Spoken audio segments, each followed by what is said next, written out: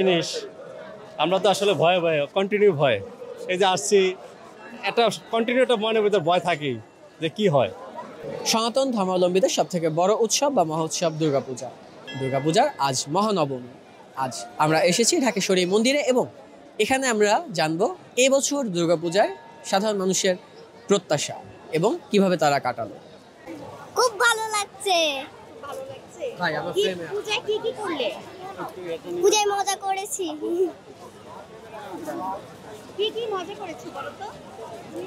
নাগরদোলনা চড়েছি, খাবার খাইছি, জিলিপি খাইছি, আইসক্রিম খাচ্ছি, জামা কিনছি, জুতা কিনছি, প্যান্ট কিনছি, অনেক কিছু করছি। কোথায় ঘুরেছো? রমনা, সিদ্ধেশ্বরী, ঢাকেশ্বরী, রামকৃষ্ণ মিশন, রেস্টুরেন্ট, সব জায়গায়। বাংলাদেশের একমাত্র স্মার্ট সিটি বসুন্ধরা এখন আরো নিরাপদ, আধুনিকতায় আরো এক ধাপ এগিয়ে। ঢাকেশ্বরী আসলাম, তারপর জগন্নাথ হল, রমনা মন্দিরও গিয়েছি, মজা হয়েছে, ভালো লাগছে। বছর ঘুরে আবার অপেক্ষা করতে হবে আমাদের সবাইকে, সেটার অপেক্ষায় থাকবো। এই আর কি। সবাইকে শারদীয়ার অনেক অনেক শুভেচ্ছা। আমরা তো আসলে ভয়ে ভয়ে কন্টিনিউ ভয় এই যে আসছি একটা কন্টিনিউ একটা মনের ভিতর ভয় থাকেই যে কি হয়। সত্যি কথা, এটা আমাদের কেউ বলুক আর না বলুক, আমরা সত্য কথা বলি। প্রত্যেকটা হিন্দু যে মুখ দিয়ে বলা হয় যে পলিটিক্যাল যারা লোক তারা হয়তো বলবে যে না আমি ভয় পাই না, আরেকজনে কবে যে, কিন্তু বাস্তবতা প্রত্যেকটা হিন্দুগুলোকেই কিছু না কিছু ভয় আছে। ভয়টা তো আপনার বোঝা নেই, এটা আর বলা দরকার নেই। ভয় তো একটা রিক্সাওয়ালা উঠলো আমাদেরকে বলে অনেক সময় থ্রেট করে, এগুলো তো কিছু বলার নেই।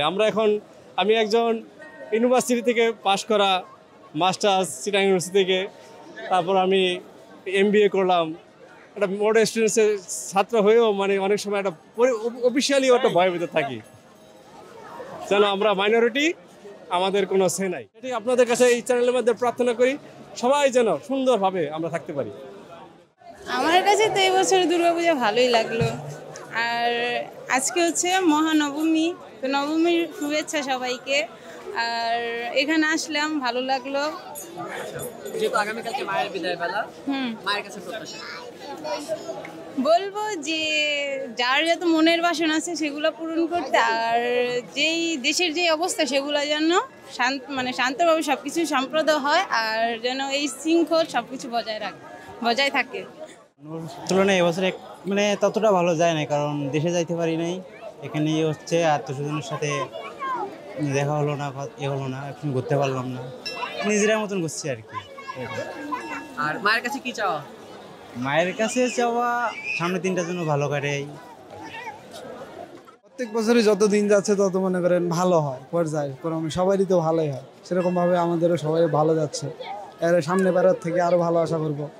আচ্ছা, আগামীকাল তো মায়ের বিদায় বেলা, বিদায় বেলা এই সংগত বিষয় আসলে আপনার এই মুহূর্তে মনে অভিব্যক্তিটা কেমন? সেই দিনটা তো সবারই বেদনার দিন, ঠিক আছে। আমরা যারা হিন্দুরা আছি, ঠিক আছে, সবাই সেই দিনটা শোকাহত করি, ঠিক আছে। একদিন আসে বছর পরে, যেমন এটা হচ্ছে বিয়ের মতো, বুঝলেন নাই?